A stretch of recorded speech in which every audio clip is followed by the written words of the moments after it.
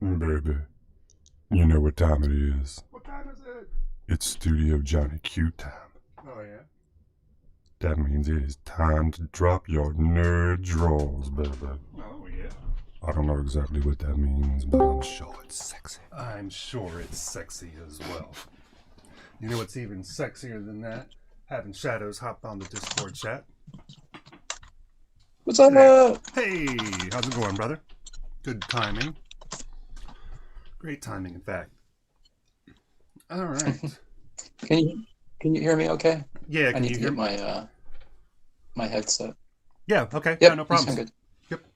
Well, hell and well met, fellow time travelers. Welcome back to Studio Johnny Q. I am not Studio Johnny Q. I'm Johnny Q of said Studio Johnny Q, also known as the Aloof Goof.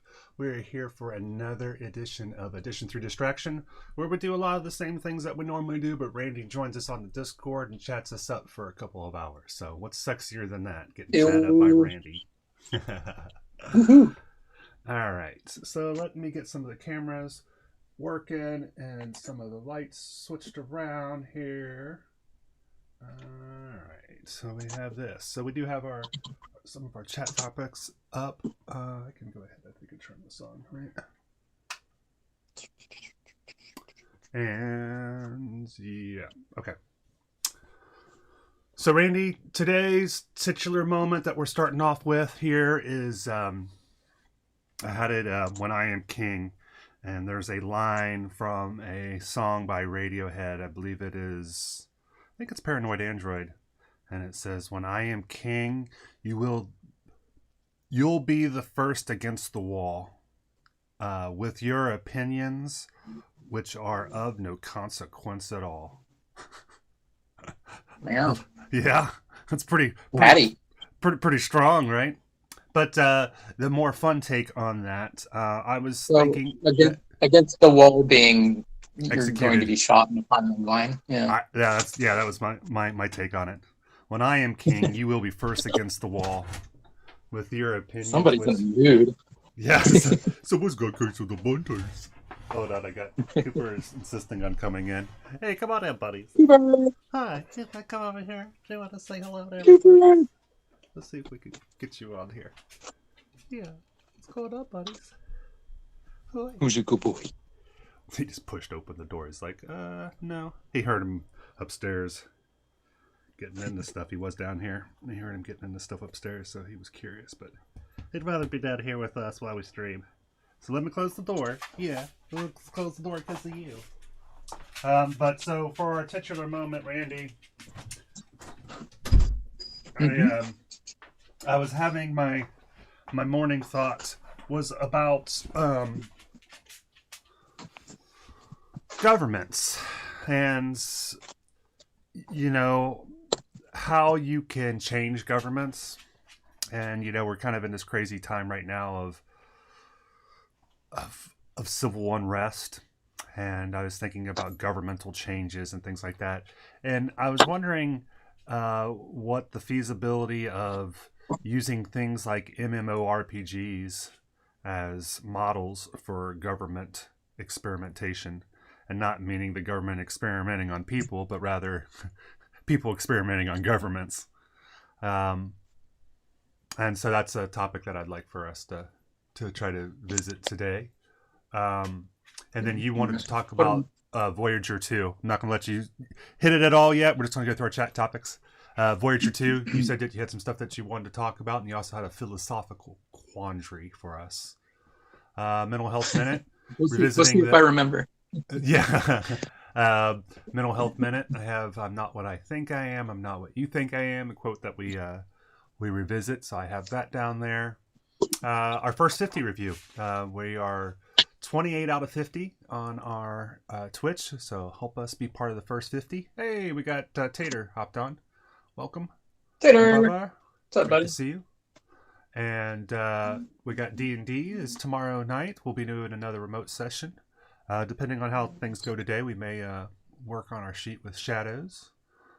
Let's see here. Movie night. So this week is D&D. So right now we'll see if I guess we'll just be playing it ad hoc. But we did talk about next movie night will be by Tater, so we can revisit if he has any thoughts on that. Games, Rocket League. We've been playing the hell out of some Rocket League, so we can talk about that. And then craft review. Actually, we have the Ringer Sports, but more importantly, we have on our craft review here. This is what our Instagram photo was today. It was something like this, examining our floor that we made here, our first ever wood plank floor. So that's the craft that we're working on right now. Nice. And the big part of this today will be Mod Podging. So And then also before Does we, it yeah, go ahead. does it have segments on it yet, or is it just full length planks? It's let's see here if I can give you a little bit of Nice. yeah, even with nail That's cool. holes. So Nail hole. Nice. yeah, and then I did take them outside and I ran it through the wire brush, so we'll even get some texture, some wood grain texture from that. And then where we left off last. So we were working with some 10x10s. Yesterday we took the dollar store craft foam. It's got the paper on it. We left paper on one side. We took it off the other. We did all of our stuff. But we were working with it in 10x10s. And then for the other, let me get our,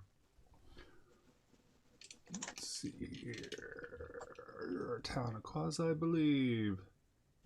Our Jumbotron. And then we have this. All right.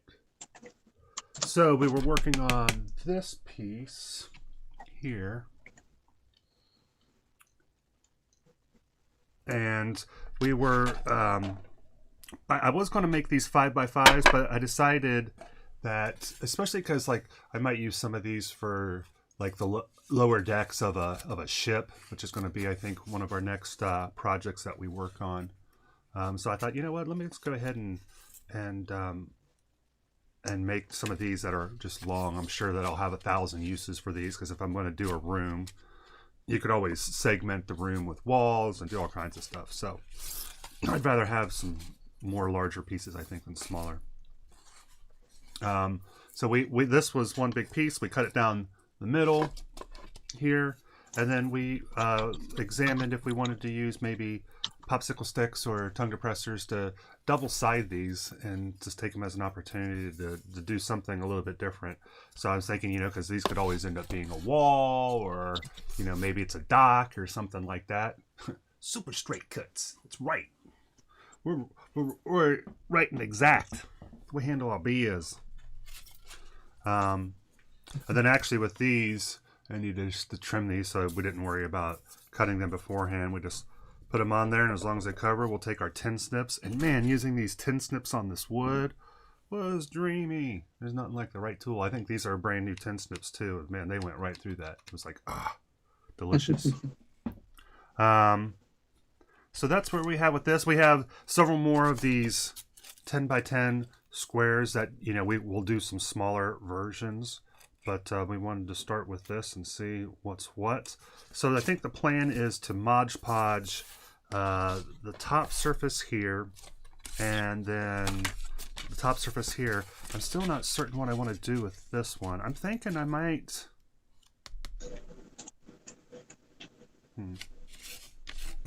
I did consider making this one a 5x5 and using the popsicle sticks on the backside. Let me see how many of the popsicle sticks I actually have. And I did, I have some more sticks in my Amazon cart. You always check out our recommended gear on the Quasi shop. We are an Amazon affiliate, so therefore we can refer you. You get a commission on your sale, but it doesn't change the actual price, the original price. All right. And just to remind everybody to please hit all those buttons that matter. The like, the shares, the subscribes. Tell your mother, tell your brother, even tell your secret lover. Studio Johnny Q, where we take that sweet, sweet nerd stuff, we'll make it even sweeter. All right. Let's move back to our chat topic since we have Randy here with us. All right, Randy. So, what would you like to start with? You want to talk about MMORPGs as government experimentations, or do you want to start with your Voyager 2 conversation? Yeah, let's go ahead and start with the MMORPG government experimentation. You're excited to talk about this. I can tell. You're chomping at the bit. You can't even get it out of your mouth. You're so excited to talk about it. The words are fighting themselves as they're trying to get out your mouthful. All right. I always get a little tongue-tied when I try to say MMORPG. I get a little dewy. You know, the murmur, Margaberg. Margaberg. Margaberg. All right. Yeah. So I was just thinking about, we're in this time of social upheaval right now, and I was just thinking about how we get into situations like this. How do we get get out of situations like this? And it's just like I'm not a fan of the way things currently are. I hate our bipartisan system. I don't think that that's awesome. There's lots of. I don't think that voting doesn't feel like it has a real meaningful impact, and the way that the bipartisan system manipulates voting zones and blah blah blah blah blah, and the way that you can add things to bills so that bills don't pass, and it's just all the politics of politics, if you will. mm-hmm. And was thinking about how does society find a better way now? Because you have institutions like I mean, hell, America is young, right? We're still, I imagine, in a lot of ways, a whippersnapper. I mean, we like to regard ourselves as the pinnacle of democracy and all that bullcrap, but I mean, we're still young as far as a society, as a government.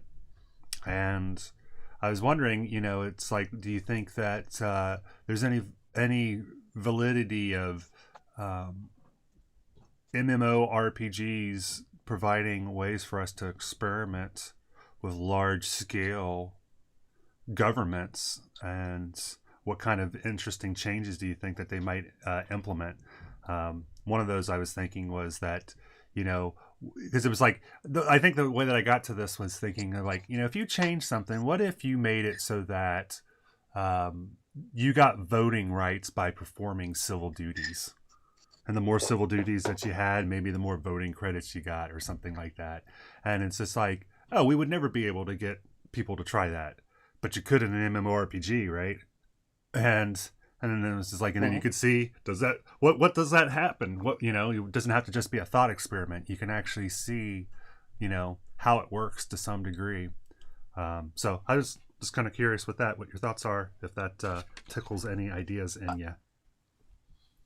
I think the idea of using it as experimentation to explore those type of things is really interesting, and that in some form that would be possible, but largely in seeing anything from that actually implemented would be extremely problematic, just based on, I mean, so many different reasons, one of which being what it means to be America and American, and what people's ideas, not yours and mine, but everybody else, that we tend to think like, oh, common sense is a thing. Yeah, it's not, apparently. Common sense, not so common. Not so common. Was that Voltaire or somebody? I don't know. It does sound that way. Actually, there is a quote, I think it's Voltaire, it says common sense, something like that. Common sense isn't so common or something like that. I know I think it's Oscar Wilde says the problem with common people is they're so utterly common. I think that might be Oscar Wilde. Their common sense. Yeah, just how people get so like, oh, you can't tell me what to do. I'm American. This is America. We ruled it. And they just get real stupid about it, instead of being like, hey, let's try to do a reform here and, put some restrictions on these things and direct it a certain way. They just get all uppity.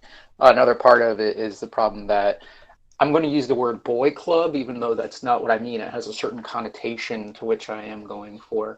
And it's not a boys' club, because there's plenty of lady politicians out there who are involved in this as well. Ladies as pimps too. Go and brush your shoulders off.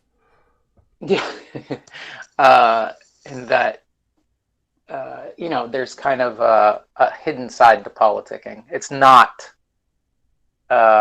They're not servants of the people like they're supposed to be. No. They're career politicians, and they'll do whatever they need to do to further their career, to better their standing, to undermine somebody else to get more credit or notoriety or whatever for themselves, and camera hog or whatever. There's plenty of that out there. I'm not saying all of them are like that, but I have not met a politician yet that I've trusted. So. Well, and then like we'll refer people back to our conversations about mind walk, and where it purports that you have a politician who is noble or noble-ish, and who discusses, the challenges that are forthwith, and trying to be can somebody who is, say, I want to do good in politics, how exactly does that occur? And he talks about some of the challenges surrounding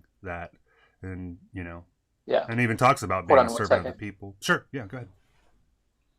Tater, how do our voices sound to you? Are they coming across good? For some reason, JB is becoming extremely janky and computer-like right now to me. Sound okay, great. Good. Okay. I've been having some problems with my phone. Gotcha. Both of my mother and I are on T-Mobile, and neither one of us have been able to receive calls on our phone for the past day or two. T-Mobile is apparently experiencing some issues. Anyway, we were talking we were talking about politics. We were talking about the problems of implementing them. You were talking particularly about some of the issues, I think, about trying to implement those changes, something like that. Yeah, and you had mentioned something, a particular point. Oh yes, with mind walk and politicians who actually do have. Yeah, the system isn't set up so that anything good can happen.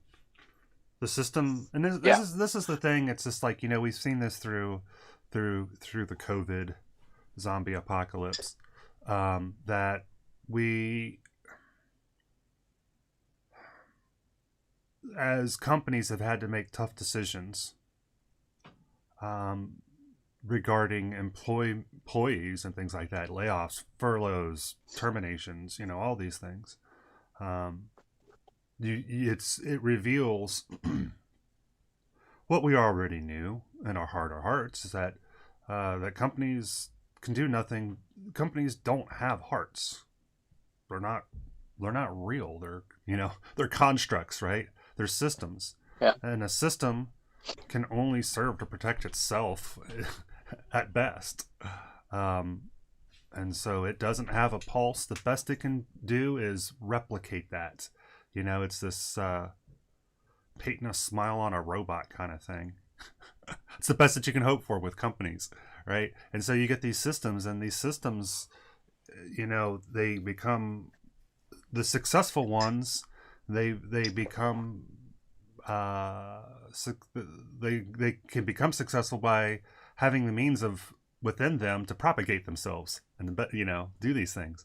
And it's like, if a company can't exist outside of a bottom line, right? And you can do all kinds of different things, but I mean, it's got to be profitable to exist, unless it's a nonprofit and so on and so forth. But even those, and there's the whole thing. It all comes down to, in one way or another, profit. Like, it has to be profitable to them for anybody to do anything about it.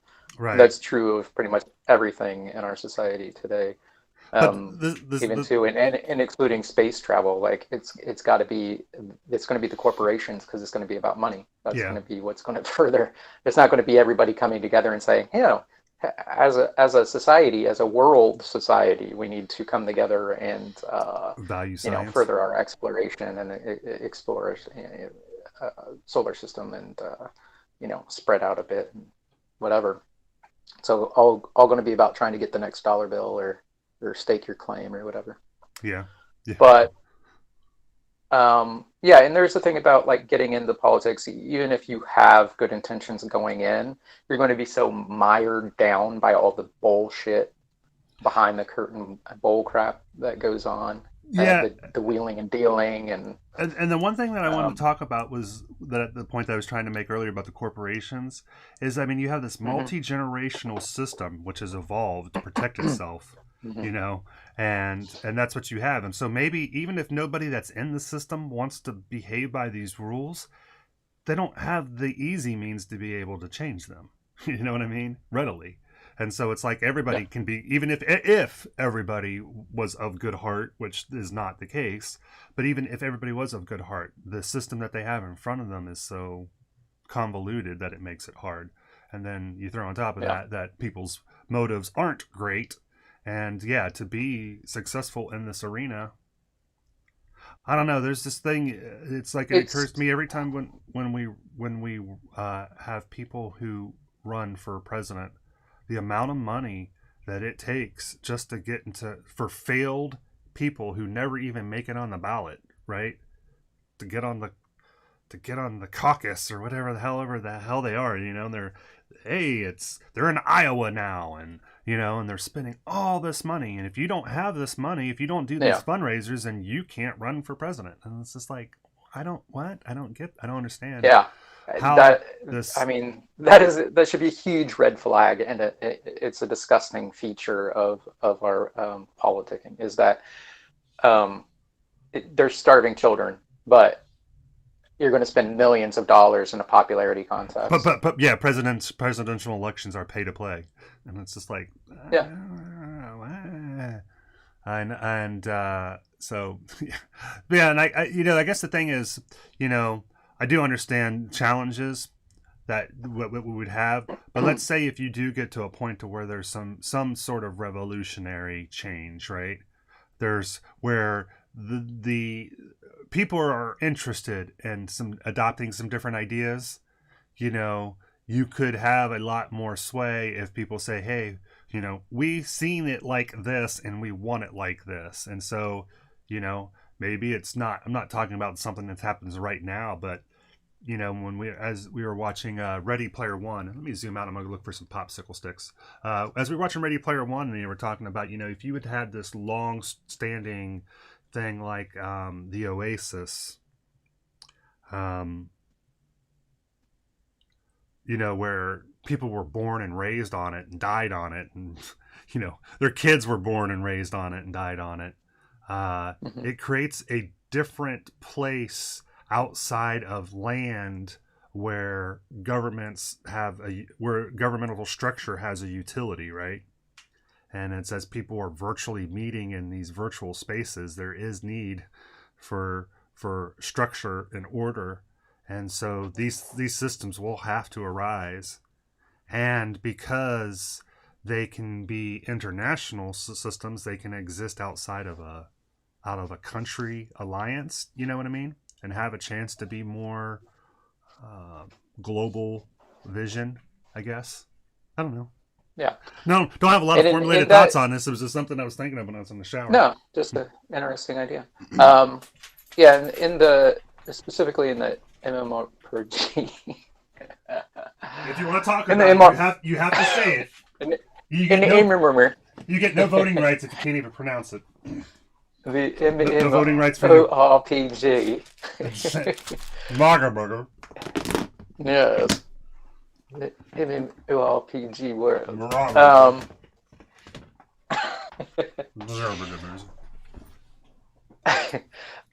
There has to be, like, typically the way things work are guilds, right? At the moment, anyway. There's guilds. And typically what makes guilds function, at least at some point on some level, ends up being PK points, kill points for PvP and stuff like that. That's what largely seems to drive guild behavior within most games. Not saying that it's just the way that the games are set up, typically. Yeah, and that forms like a toxic environment. There's other games too, of which admittedly we are pretty ignorant to, like things like what is it, EVE Online, right? Like, I don't understand how that game works at all, but from what I understand, it's complex. It's right. You know anything about EVE Online? It's a star battle game, right, with ships and stuff, and it's got a crazy thing, and it's like, my understanding is it's kind of like anarchy, and but so there are other different types of games. We're coming from a just as a frame of reference, coming from a perspective of, say, an EverQuest or a WoW type of MMORPG, just for frame of reference. Yeah. So please continue. I'm sorry. Yeah, and to have that sort of organized thing, you have to have people who are in it and are on board for that and want to participate in that and not just undermine it. So as a practical thing, I don't know how it is. But if you look at it from, like you were saying, from Ready Player One, where you have this this thing that already exists and everybody is a part of and everybody's in every day, to the point that, you know, the majority of society is actually working in it as well. When we were, there's other problems there, but when we were talking about WoW, you had given a figure, right, of the peak number, the peak user count. What was that? The peak user count for WoW. You could look that up again. Million, something. I don't remember what my original. Or how many and how many people at one point or not have played WoW. That's. I think it was the wiki. Okay, so I'm gonna get our snips. I'm gonna snip the ends of these, and then a few of them I'll snip in the middle, give us some various sizes so we can stagger them. Huh. There it is. Warcraft wiki. Snippity, snip, snip, snippity, snip, snip. Nearly. Okay. So, World of Warcraft was the world's most popular MMORPG by player count of nearly 10 million in 2009. The game had a total of over 100 million registered accounts by 2014. And by 2017, it had grossed over 9.23 billion in revenue. What's the... Yeah, so that's 2014 was the over 100 million registered accounts. And I think 100 million. And so for a frame of reference, right? I'm not great with some of these figures, but I think that America was around 300 million. Right? We have the ego of 3 billion. But Ohio alone is 11.69 million. Yeah. Computer, what is the population of the United States? 328.2 million. 2019. As of 2017, the population of the United States is 327 million people. So it would be like saying a third of all Americans. Now, not a third of all Americans hasn't, but in the scope of the world, that's a lot of people who have experienced World of Warcraft. And it would be enough people who could, you know, like I say, we're not even talking about World of Warcraft. We're talking about a future game that does not exist at this time and its potential impact that it could have. And it could, you know, I could see that. Or, you know... Well, it's registered accounts, too. So the actual number of people involved in that is going to be significantly lower than... Because a lot of people have multiple accounts, a lot of family accounts, whatever. Yeah, and it doesn't count the Korean gold farmers and all of that stuff, too. But, yeah, whoever gold farmer. Yeah, exactly. Well, yes.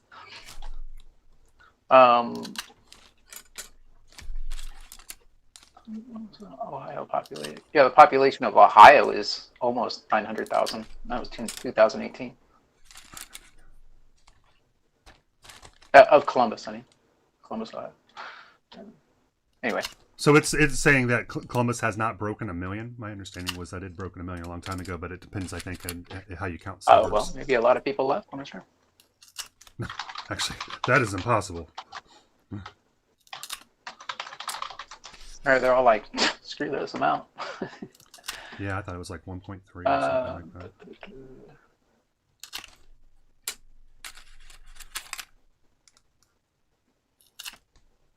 Sure, there's a term to use to find a list of it all spelled out for the past several years, but I cannot think of what that would be at the moment. Some sort of infographic. Yeah, that's...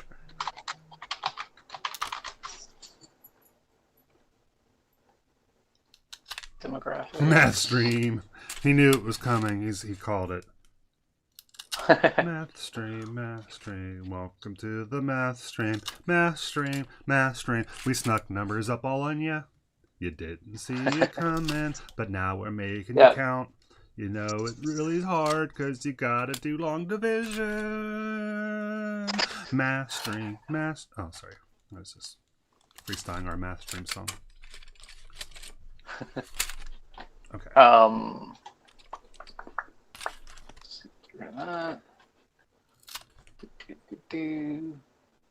of the things I like about using these snips too. Voltaire did say common sense is not so common.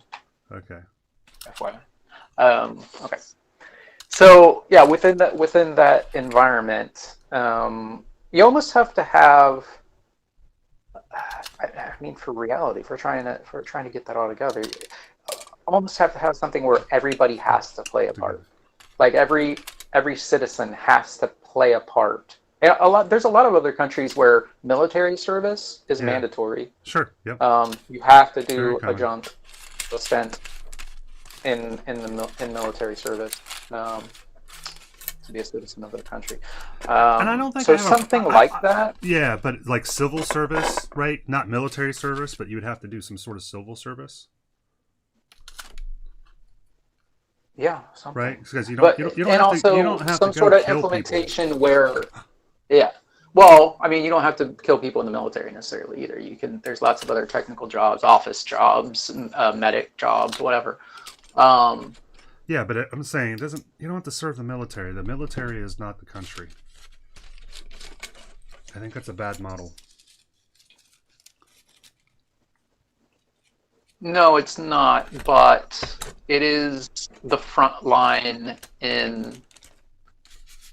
because otherwise you're sitting back and bitching while other people are protecting you potentially and giving their lives to protect you, and you just sit back and bitch about it. Do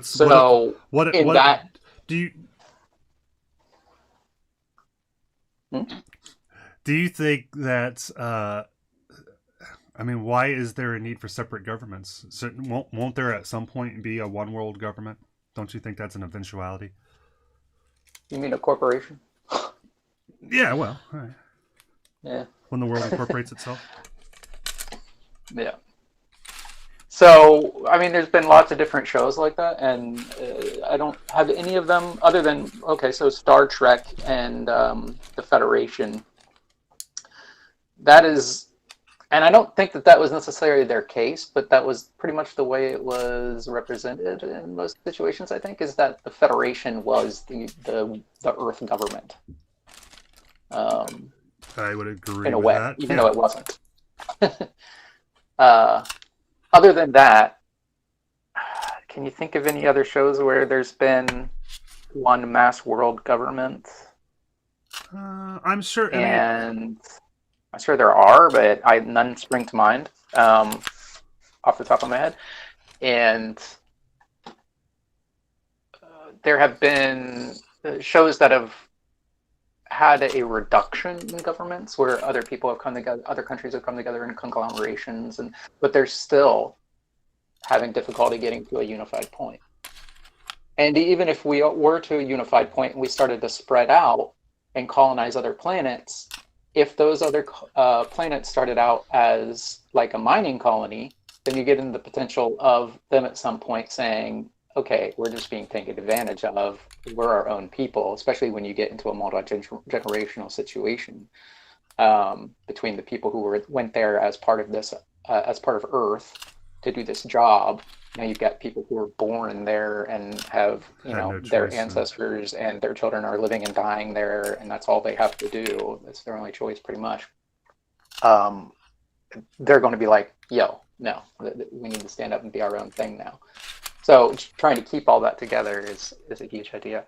But I had somewhere I was going with the. Oh, okay. So there almost needs to be some way to make it mandatory, make civil service mandatory, and also to have it set up in a way that you can't not do your job. You can't just fuck off. You can't just sit back and do nothing. You have to actually try to accomplish something beneficial. Like results driven. You can't take advantage of it. You can't. So there needs to be like total transparency. Everybody needs to know be able to know what everybody else is doing job wise. in that scenario. So everybody's fully accountable. You have to like get away from blaming and scapegoating and that's a good point, Tater. In different places like the Marquee and Camp songs. Star Trek, where there were some worlds that had that definitely had a unified government, I would think. The Marquee. Or the Marquee is not. I'm thinking of the Kardashians. I said that on purpose. And when I hear Marquee, I think Marquis de Sade. Yeah, I'm sure you do. Which Marquee are you referring to, Senor Titor? Like the billboard? The billboard Marquee? Like are you talking? I hope he's talking about Biz Marquee. You got what I need. So Marquee is actually the resistance and the Maquis. The Maquis. Okay. The Maquis, yeah. The Maquis. I got you. Yeah. That's when it became really prevalent. And then, well, they were in Deep Space Nine. They played a part of Deep Space Nine. Was that how it was spelled? I never thought about it. Is that how it was spelled? I always thought it was Maquis, but I think so. It could be Marquis. It's pronounced Maquis. I think it's spelled Marquis. Brother Which, Marquis, your brother. It's French. The R would be for kind of silent. The word R in the back of the throat is kind of silent, and then key, the S is silent. Pickard. I got you. Anyway. I did not realize that. That's interesting. That's cool. So a situation where everybody's accountable, there's sort of visibility, everybody has to do their part, and it almost has to be like crowdfunding is not the word I'm looking for. What is it when sweet loving, like they put a bunch of say you created a game and you had maybe there's a way to implement this into the MMORPG, because that's basically what it would be, but everybody's actually doing their real job. You got to use your words on your through that. I'm not certain what MMORPG situation, merging those two together, where everybody has to do mandatory civil service work, and there's total transparency, so nothing is hidden. Nobody can do any underhanded, behind the curtain deals or anything. And in order to avoid huge fine. What? Nothing. I'm sorry. Go ahead. In order to avoid it getting corrupt and stuff, and people making underhanded deals and stuff, and swapping money behind the scenes to get stuff done the way they want it done, there has to be that total transparency. When they make a game to solve a problem, they turn it into a game and they put it out in the populace, and so the populace it's like crowdsourcing. Yeah, like hive mind kind of thing. Crowdsource. Yeah. I think there's another. It's not necessarily crowdsourcing. It's crowdfund. Crowdsourcing is close enough. So everybody's kind of chipping in and working toward this. The problem with it is then you've got a digital situation, so it's open to hacking and things like that as well, and undermining in that sense, whether it be from a competitive government or just a anarchy organization or individual, or just some kid that's a brainiac and wants to get off on hacking a government system or something. War games. Anyway, so I don't know. There's definitely some interest there, definitely some potential, I think, but the possibility of it actually coming into things for us to actually change our system of government is not at all likely. Not even remotely likely that that America would be like, hey, you know what? Let's scrap this. Let's totally scrap this and come up with a better system. I think that's true. If you think of right now, and any given right now, it seems unlikely that we will ever have that change. But are you saying that you think that there will be a United States of America in 5,000 years from now? Because that seems It's unlikely. not likely. That's what I'm saying. Yeah. So at some point, the government would have to change. So something would cause it to change. I know, and that's so kind of what the direction I'm coming causes from. that difference? So historically, it's been wars. Historically, it's been unrest. It's civil invasions. unrest. I think most. Well, that's true. Largely, yeah, invasions, colonizations. But I think and then more modern and then times, you have uprisings, revolts. Yeah, I think right now, I think that's just in the modern era, whatever that is. I think that you're more likely to have real government change, government change, but not a within, government. Within the United States, we're so different. We're like so. Because we're a big island compared to, we're a huge island compared to a lot of other countries in Europe and things like that. Like a lot of the countries in Europe, some of the bigger countries in Europe are half the size of Texas. Yeah. So there's a huge difference between them and their experience and us and our experience, and the fact that they're always constantly fighting over borders and stuff like that, potentially in the past, historically anyway, and we don't really have that. We just build walls. We don't have those immediate border concerns and stuff like they would or did. No, we just come over and eradicate the indigenous population with disease and pestilence. But whatever. Whatever works for you. Pox blankets, religion. Hey, it's all good. Yeah, it's all good. So that's just what I'm saying. The thing was, you were saying it's like unlikely, and I'm just saying that at some point there has to be a change, right? Because it just, like you said, is like, well, it seems highly unlikely. In 5,000 years, there'll be a United States of America. So something that would I'm just trying to take it to the next step and say, what would that change look like? How would that take? What can we expect? What kind of changes should we be expecting or looking for? Or, would be possibilities in our situation. Yeah, and I'm saying, there's a lot of places to go from there. But. Yeah, and I'm saying, it'd be interesting because of the nature of our virtual environments that we may be organically working towards alternate solutions already, right now, through our own, I guess, almost evolutionary means, in a non-physical evolutionary sense, but a governmental, populational system of self-organization, whatever. But what do you mean? Just like, as the system evolves, a system that evolves, not a creature, but just a system, like a government or a set of rules for a company, or so on and so forth.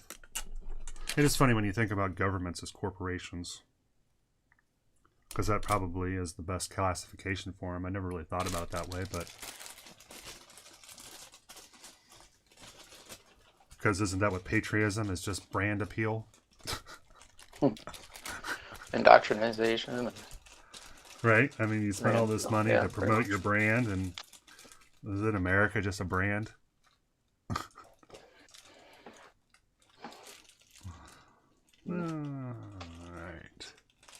So on a better, a more uplifting note. Welcome our new board lords. I welcome our new board lords. Yeah, the board. There you go. So and you want to think unified situations best and stuff, but you see a lot of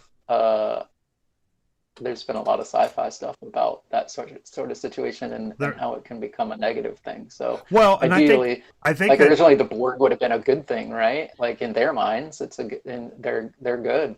They're the right answer, but at some point it could become very bad. Yeah, I mean, it's like, we talk about the ideals of like communism aren't bad. We act like that it's poison, but that's just because the corporation is trying to protect itself. Yeah, well, plus you got the what communism is, just as a base definition versus what we have come to know what communism is in a physical reality or whatever. Socialism, and, all of those things, right? All of the That's right. propaganda Historical that perfection. was built up against it in the Cold War. I'm sorry, was you asking a question or were you saying something? The Borg, yeah, they're striving for perfection. That's all they So are want. the Daleks Is and the that so Cybermen. wrong? All right, let me see here.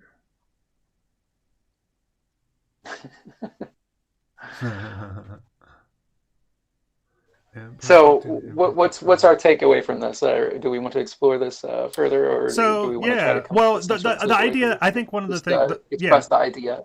one of the thoughts I was thinking of is just let's say that yeah, okay, maybe it could be a model for experimentation. I mean, it certainly can be, right? So with that in Yeah, mind, if you were going to it'd design be an on some sort of MMORPG limited and situation. Yeah. you could implement some changes, some sort of governmental changes, what kind of things would you like to see? And that's like where I was thinking. I was toying with the idea of that you could perform duties not unlike quests, right? So as your quests would be civil duties, right? And so as you're doing these quests, you're building up your faction points or whatever.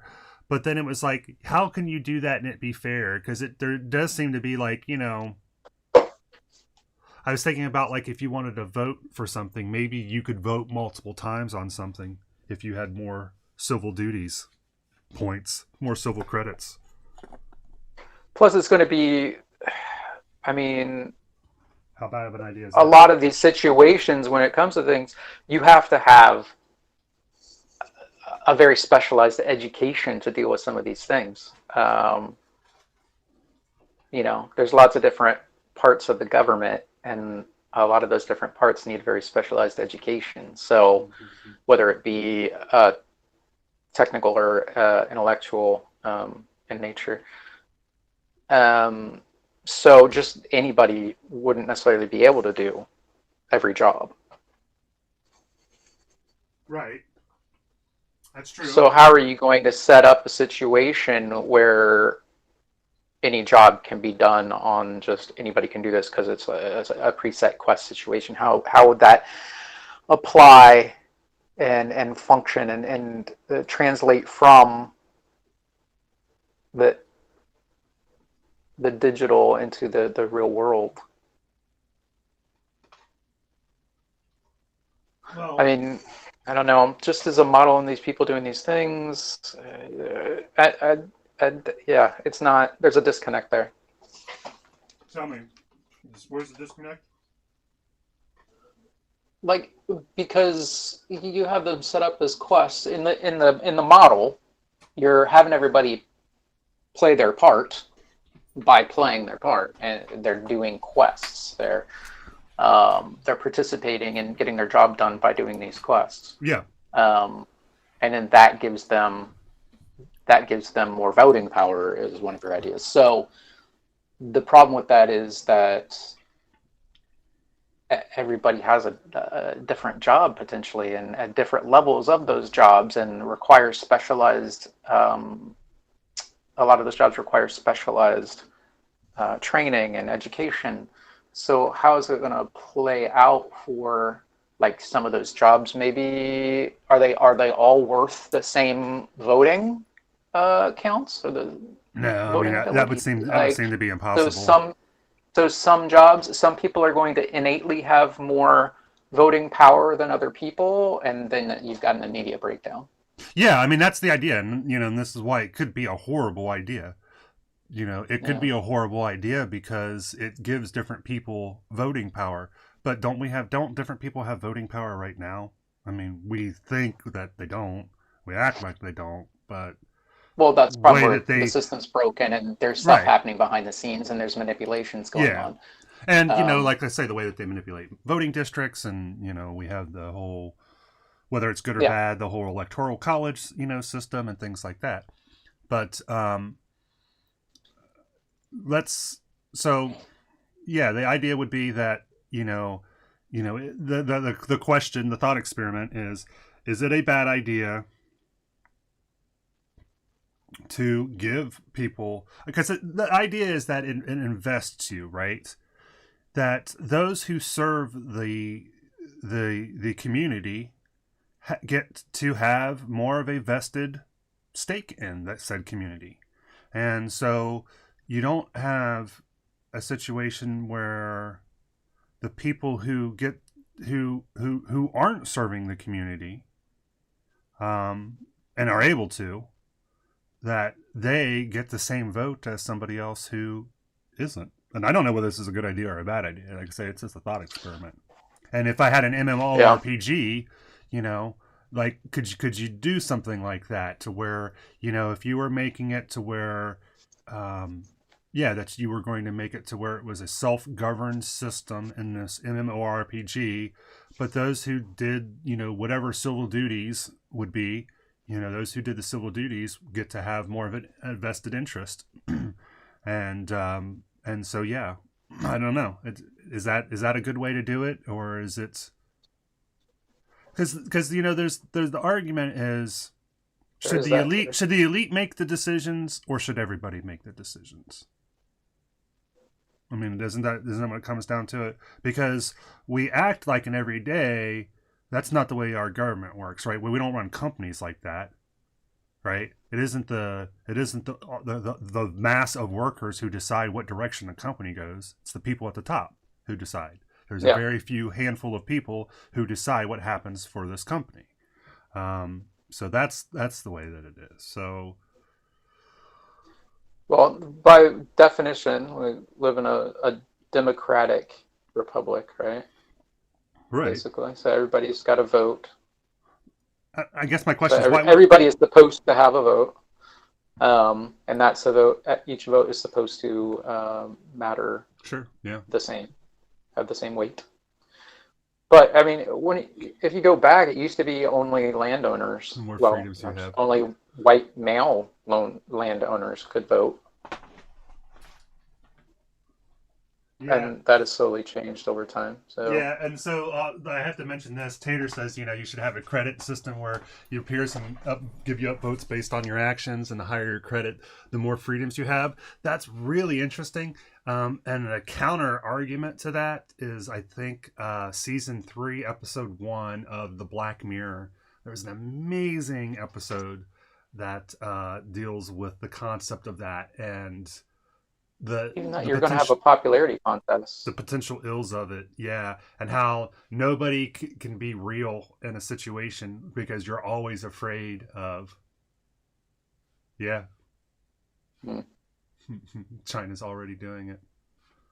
Because I actually, things like that are really interesting. We did some studies about platforms, the technical, you know, like a platform. What is a platform? And is Amazon a platform? Is the internet a platform? But as you deal with platforms, you have an immense amount of data, and you have to be able to curate that data in a meaningful way. And one of the best ways to do it is to offload that through upvotes. And because you're giving you're spreading that power so thin that no one person has too much power, so that in theory it's the you know, the population who is, you know, the review system on Amazon. I use the hell out of the review system on Amazon. Is it perfect? Nope. Can it be exploited? Yep. But in theory, the more numbers that you have, the more strength that you have in the noise to signal ratio, I guess, so to speak, if that makes sense. Mm-hmm. But interesting. Yeah, I hate my neighbors. I would hate that they could affect my life in any way. Yeah, isn't that true? But then the theory is that they wouldn't be able to. With America or the Western ideology is that the possession and I am me and you are you, and I'm the one who has a say over my life. You don't tell me what to do. And this is mine, and that's yours, and you don't touch mine. There's a selfishness, in a way, an egocentric quality to a Western or American lifestyle, where we don't want to as a country, we wouldn't accept somebody else telling us what to do. And I mean, largely, there's plenty of sheep out there, and plenty of people who would do it to try to maintain the status quo or to keep things calm. But there's plenty of other people who say, no, this goes against everything that America stands for. I'm an American, and I've got my gun, and I've got my gun because it allows me to protect me from stupid shit like this about people trying to tell me what to do and take my land or whatever. There's a whole slippery slope there. You're never going to make anybody, or you're never going to make everybody happy. You don't win. There's always going to be somebody that just has problems with everything. But yeah. Yeah, I guess I don't know. I don't know what the answer is. This isn't the problem. I mean, I'm not interested in the problems of implementation. I'm more interested in what some of the interesting. I don't want to hate. I want to create. I want to imagine, if you will, what sort of systems. What would be another interesting idea of how you could, if you wanted to make a MMORPG and you wanted to self-govern it, right? You wanted to self-govern. How do you think you would go about doing it? Would you make it so that everybody has an equal right? Would you make it so that there's representatives like guilds and size of guilds would matter on the impact that your representative could have, or any thoughts on that? Okay, so if you're thinking about it just as experimentation and that you have infinite chance to do various things, you can change it up, you can experiment, you can say, okay, this isn't working, so we're going to try this, and you just take it for granted that this is going to happen. There's no chance of this not working for whatever reason. People just being like, nah, I don't want to do that, I quit, whatever. I'm not going to participate anymore. It's your game. It's your game, so you can ensure that it happens. Okay. So yeah, you just keep going, try different things, and it's whatever doesn't work, you try to adjust it and see how that plays out, and just tinker with it until you try to come up with something that works. Whether something like that, I guess you have to make a lot of assumptions there. So you got to assume that it takes into account every variable, right? There's no missing variables that would drastically affect a real life translation of that digital environment that you're creating. Oops. So I mean, practically, I don't think that's something that really exists at all. But as purely a thought exercise, yeah, you would just play around and change different elements of stuff. How I would start with that situation? Oh gosh. I think it is definitely a good idea that everybody has to have some sort of mandatory involvement in that society. And you can look at it kind of like the jury system. Like that was supposed to be, like everybody is supposed to have to serve on a jury at some point. And that's supposed to be about making things equal, about everybody doing their part. Yeah, and that's a really great example, because that's where one of the few times you ever hear people talk about their civil duty, right? When they talk about voting, it's a great example. Yeah, and that's really the only sense of civil duty that we really have in America for the most part, because we don't have mandatory service other than jury duty. That's the only one where it's you get summoned and you have to go, except that you don't, because there's ways to get out of it. People do all the time. So let's say like in an MMORPG, that's like public transport, right? So you could get credits through public transport. You could get credits by teleporting people, right? In an MMORPG. So maybe everybody spends some time doing public transport. Oh, so you want to just reduce it down to like not even real life situations, just. Oh, I don't know. I'm just thinking. Okay. I mean, as we shape the question, if you were doing an MMORPG, how would you go about doing it? And I like the idea of there being some sort of credit-based system, right? That you earn some sort of credits to, but how you use those credits, I have no idea. And how are you going to keep it from being scammed?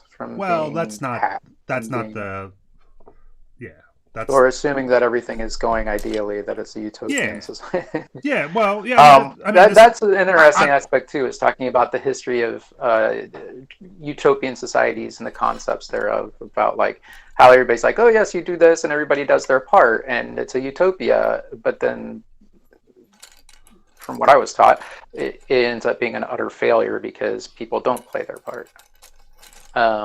Which I don't know. I'd like to re-examine those findings and see how that I think exactly that there's places played where out. things like communes and things like that have worked. Well, there's but- plenty of examples too where they've miserably failed. Sure, But yeah, because people. I think there are a lot of like artist colonies. People were trying to create like artist colonies and things like that were basically communes and things. I don't know what you have to look and see like how many of them actually did well and how long they lived, if any of them are still active, and if so, for how long. But anyway.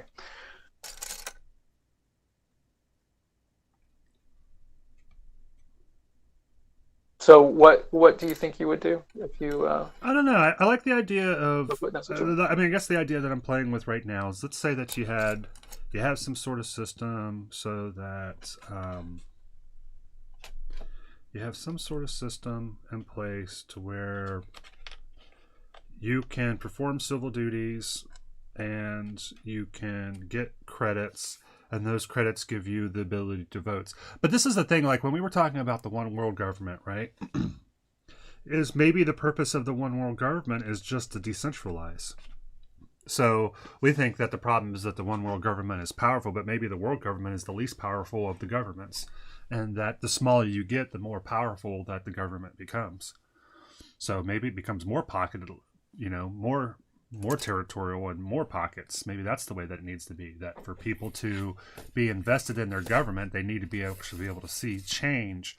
So it's at the smallest level, those communities, say maybe the city level or the state level governments, those become the really strong governments, and that your votes and your state or your city are going to have a huge direct impact, and then that makes people involved in wanting to vote. Because right now we have a problem that people don't vote, right?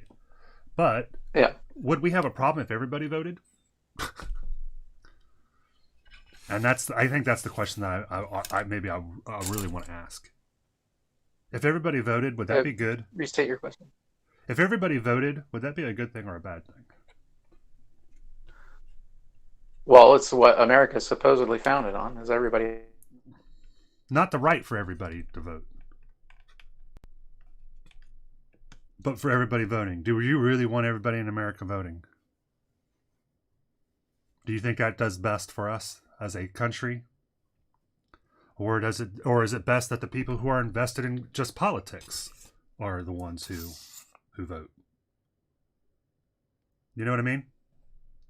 It's a question that I think that, again, it's like we don't do it in any of our corporations. We don't set it up so that everybody has an equal vote, but we do it in our government. And do we really believe that? Is that just the way that our government's set up? Do we really think that decisions should be made by the bulk, or do we think that decisions should be made by the intellectual elite? Well, we ran. Yeah, absolutely. But we do it, like you said, we do it now, Hello? right? Hello. Can you hear me now? I can, yeah. Yeah, welcome back. I don't know. So what was the last thing you heard me say? I didn't, I don't know. I was talking for about 30 minutes there, so. I didn't get an opportunity to talk, so I don't know what. You tell me what the last thing. Why am I here?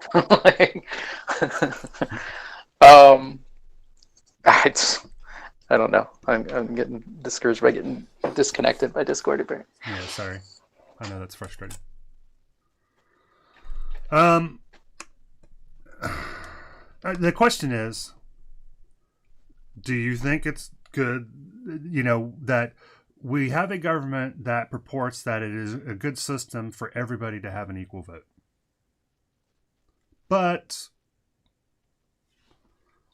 at the same time, the Electoral College is prevented to keep a single area from being able to have too much sway.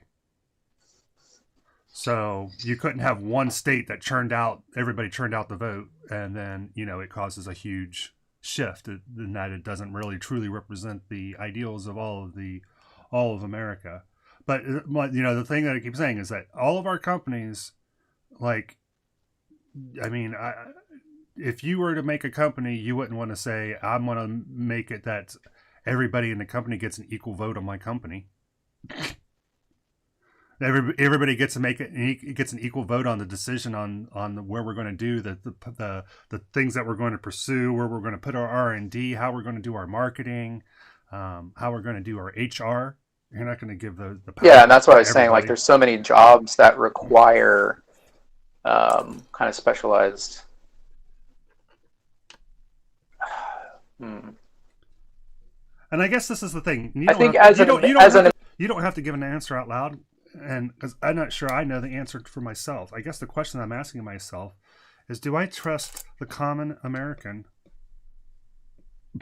Do I trust the average American to make informed decisions? And I'm not sure that I think that the answer is yes. That's the part that scares me. No, there's plenty of those, and that's one of the things that pauses me from doing a lot of things with politics, difficulties in voting and stuff, is that I don't know the real root of all of the issues. I don't know what page 110 of that 350-page bill says. I don't know all of the ins and outs and the hidden agendas and stuff that are hidden in between the lines in the small print and how that plays out. I don't know who's telling the truth or who's just saying what people want to hear. There's so many aspects of it that make it difficult, and you don't know for sure if you're doing the right thing. So the best you can do is try to do your due diligence, but I think a lot of people just look at headlines and face value of things, take things as face value. That's largely what causes a lot of stuff. There's a lot of media that's feeding into that and making it worse by directly manipulating the headlines to try to make things seem more sensationalistic than they are. And I don't know. It's Walmart. I'm getting depressed. It's Walmart. Everybody is Walmart. That's what I think. Right? That's America. America's Walmart. Do you want Walmart making your decisions? The people at Walmart making your decisions? So then who does make the decisions? And then if you want it, you tell everybody it's a free society and everybody has an equal vote, then that's not true now, and then you have an uprising. I don't know. Yeah. I don't know. I don't purport to have any answers. I was just thinking about how, if I was going to implement some sort of changes in an MMORPG. So if I was going to do an MMORPG, I mean, you know how trolls are, right? On MMORPGs, it's the same sort of thing. It's just like, people can't be trusted on their own devices. But how do you balance that? What is the true balance? I mean, you can't not have police, right? But who watches the Watchmen, as Tater pointed out? I mean, that's the questions that we have now, is how can we reform police so that people can have any real confidence in them? Yeah. And I think that there's can be significant attempts to make reforming that situation. I don't know whether it's some sort of there is another part to the whole. So much of those issues, and with social media and everything, and that's the whole thing about headlines and manipulation thereof, and manipulating people through headlines, and people just jumping on bandwagons and outrage without examining both sides of the situation and how it plays out in the long run. It causes problems, because in that situation, it is a big deal. I'm not saying that it's not. And right now, I'm afraid that people are going to take what I'm saying and totally misconstrue it and go off on a tangent about it that doesn't really represent what I was actually saying. Um, so, like with the whole, in part at least, as an example, the whole Black Lives Matter, that issue, with the police involvement and stuff, it's like, in that situation, the people weren't setting out to kill somebody.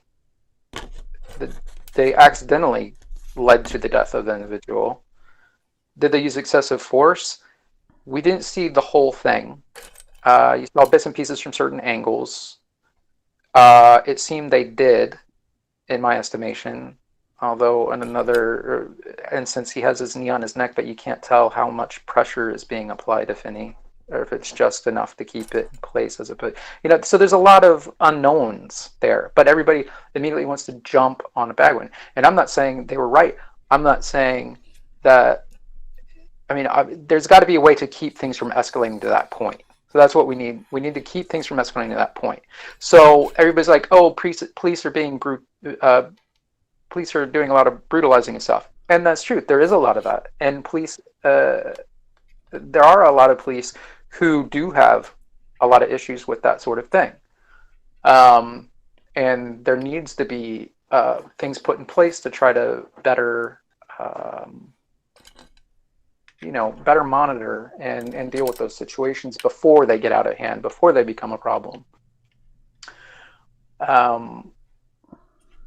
But also, don't just jump on the bandwagon. Like, these are other people. And now, the other officers who were involved, who weren't standing on the guy's neck, who were just, like, keeping guard and keeping other people from being, interfering with the police officers that were going on, there was a thing to try to get them, like, murder sentences placed against them as well.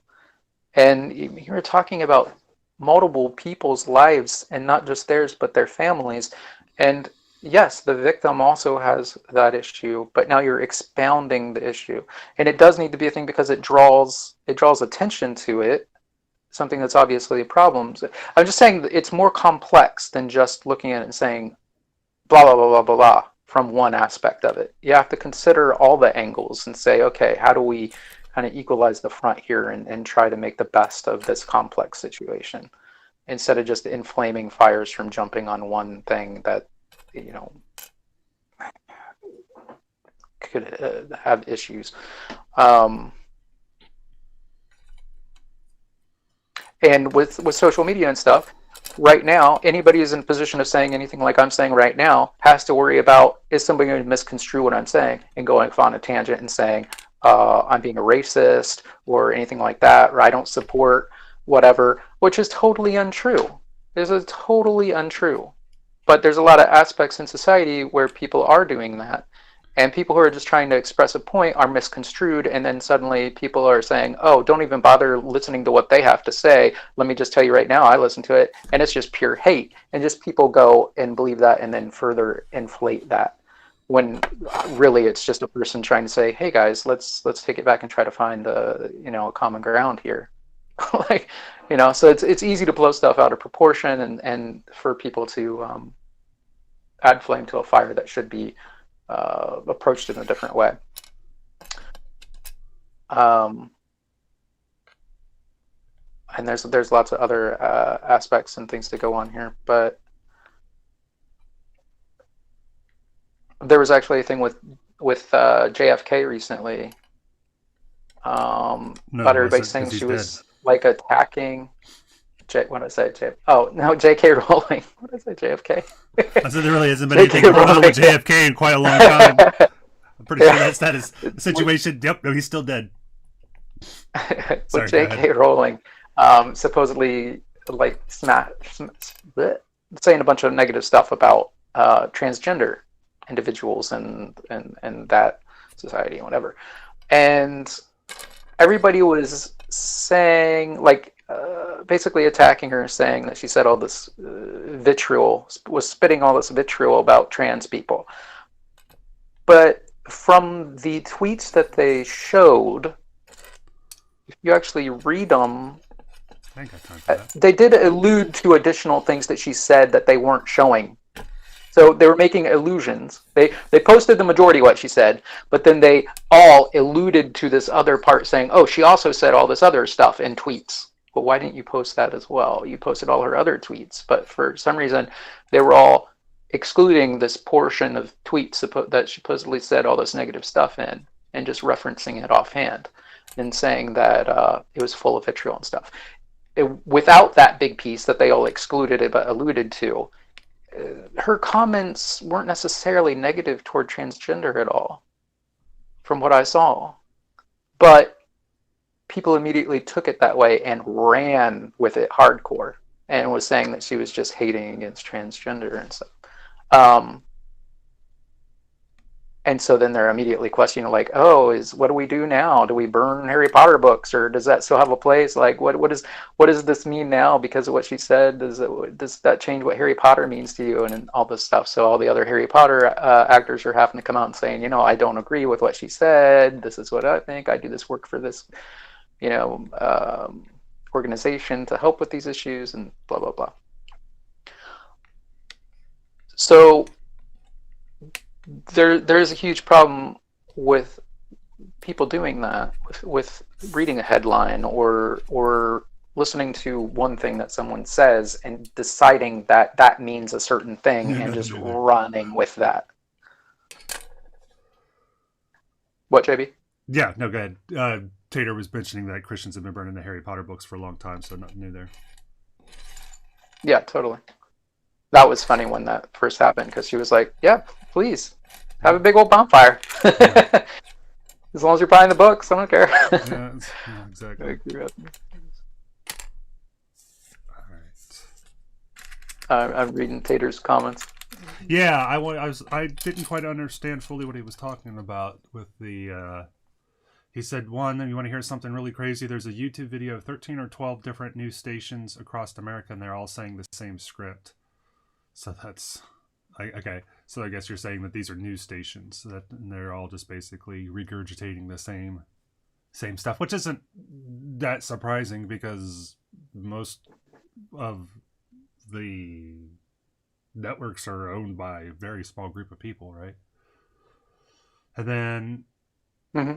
Cop who knew who George Floyd was. They worked together at a nightclub, and Floyd called the cop an asshole while working at the nightclub because of his treatment of the customers. Because of that, people are wanting first-degree murder charges instead of third.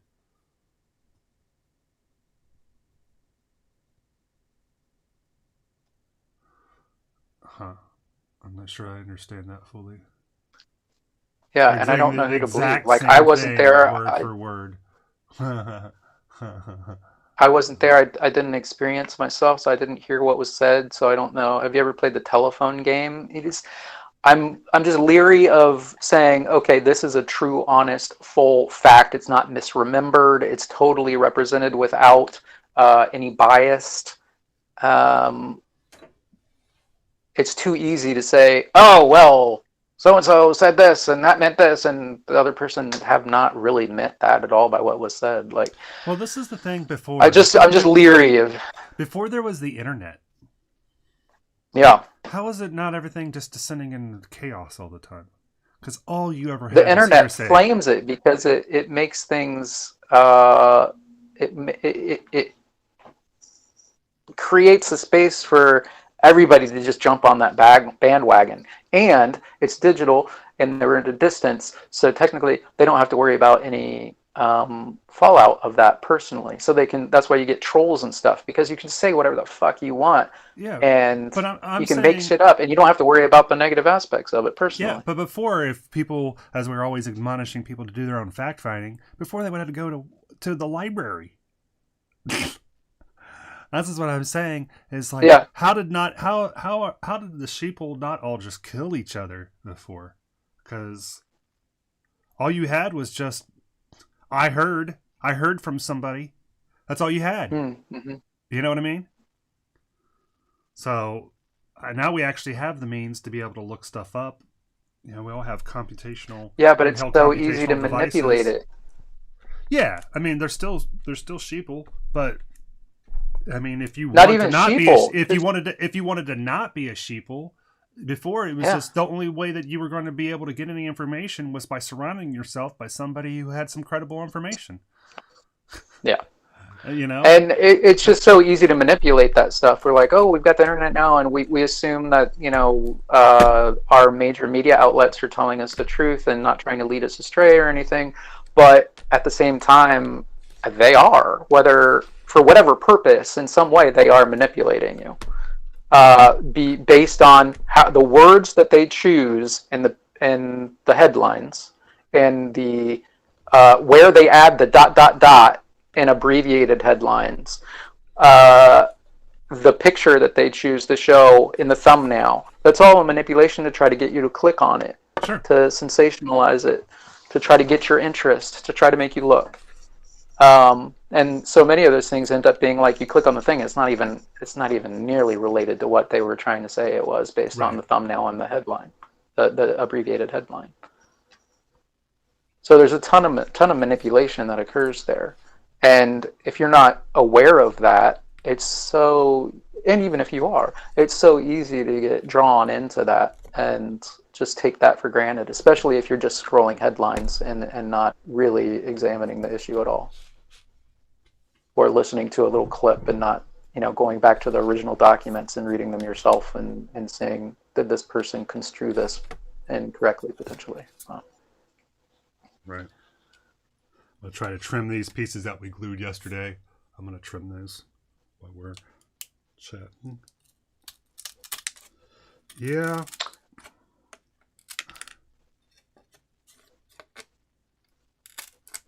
So, I mean, with like the police and stuff, there obviously needs to be a better system in place. But also, so many, like, the people who are complaining about it, have you ever been in their shoes? Well, we're past... Did the people involved ever do anything to escalate a situation with an officer, or were they always docile and saying, okay, yes, like... And, this is a total generalization. I'm trying to level a board here and make it the most vanilla aspect of an interaction. There's tons of other stuff to say, oh, well, the cop was being hostile. I'm not talking about a situation where a cop was being hostile, where you just have a hostile cop. I'm talking about, in general, a basic, everyday, run-of-the-mill pullover. If the cop is being aggressive, and the person is not, then you've got an aggressive cop, and that's a problem. If a cop pulls somebody over in an everyday situation and the person is being aggressive, then you got an aggressive person, and that's the problem. You have to look at both sides. There's issues on both sides. Yeah, okay. I'm not saying otherwise. It's a nuanced situation. I understand that. And cops don't have an easy job, but it's obvious that there is a lot of various recorded footage of some horrible things that are going on, to where there is a lack of accountability for people who are doing these things. And I get that. Yeah. I'm not saying that these people, I don't know about any of these people, but nobody deserves to be treated the way that these people are being treated, and that there's films of them being treated, and it's happening again and again. And it's been happening. Yeah. This isn't new. We've been hearing stories about this for decades. But now everybody has handheld cameras, and they're catching it. And so are we shocked that people with authority are abusing that authority? How could that ever happen? I mean, yeah, come on. Let's be real here. I mean, that's going to happen. Yeah. So the thing is it's not that these things occur. It's that, these things are going to occur. People are going to abuse their power, and the system isn't awesome. But so then it's like, how do we do this? How can we feel that cops are on our side and not the enemy? That's the question. I think that there needs to be some level of accountability that gives people a feeling that if a cop does something bad, that it's not just going to get brushed under the rug. There has to be that level of accountability, and I don't think anybody feels that's happening right now. I don't know. I mean, I never felt like it was happening before, but I definitely don't think it's happening now. And protect and serve. They're supposed to be protecting. They're supposed to be serving. They're not supposed to be killing Right. people. But they also get underpaid, and they're They putting their do. lives on the job all the time, and their families. If somebody that is in a I situation know. to know I where know a they lot of great live gets in it, cops. I don't. I don't. and I don't. And I wouldn't and want. I'm not saying one way or the other. I'm saying there's problems on both sides. Yeah, I don't know. I mean, the thing is, There's it's like, definitely an issue with a lot of cops that, but also I'm just saying, don't immediately just take one side. You have to view both sides in all angles.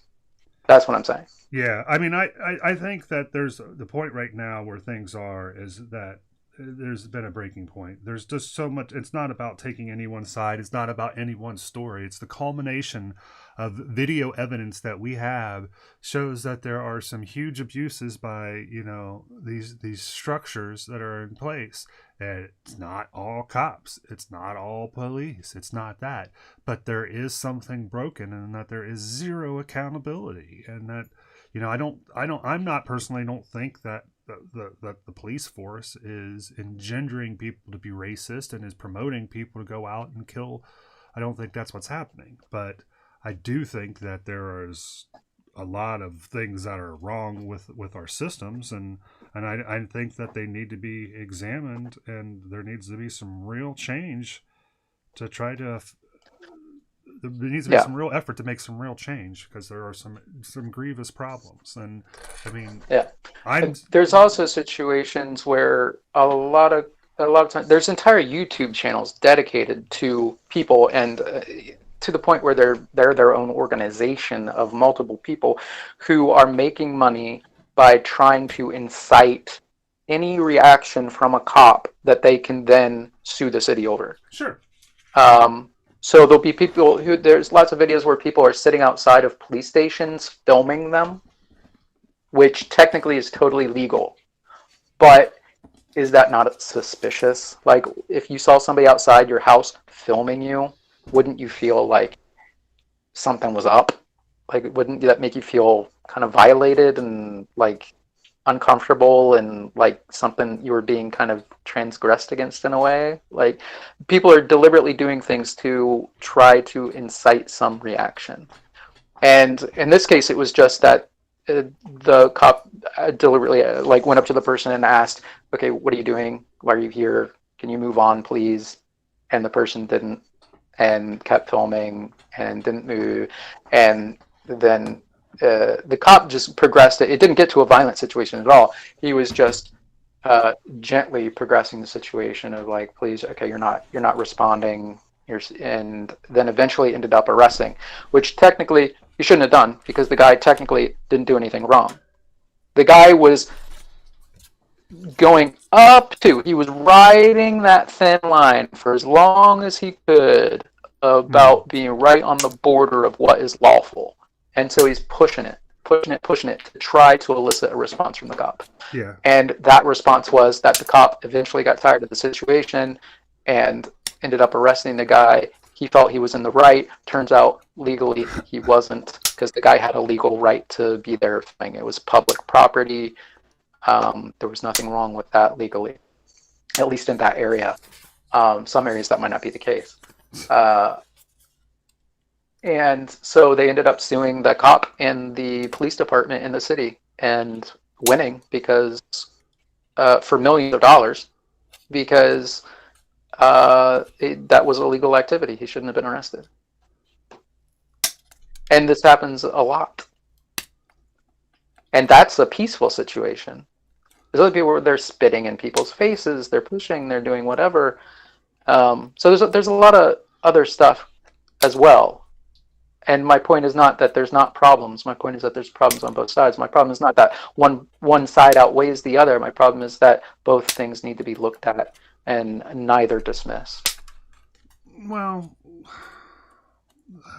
I'm not saying one outweighs the other. There's no to what I'm saying. It's just a statement of fact. Yeah. It's a tough gig. It's a tough gig. And it'll be interesting to see what comes of all this. All right, I had to use my flat snips because I couldn't get to the edge with the tin snips, so I used the tin snips as much as I could.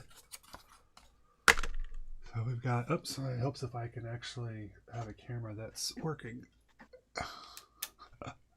I keep looking up, it's like, oh yeah, that's what I'm working on. Oh, that's not what I'm working on. Let's see here. That's the thing with like the J.K. Rowling thing. Like she's getting death threats and stuff over. From what I saw, it was the original comment was something she retweeted somebody else's tweet, and it was some sort of I think like a news article and something. It was talking about something to do with COVID-19 and how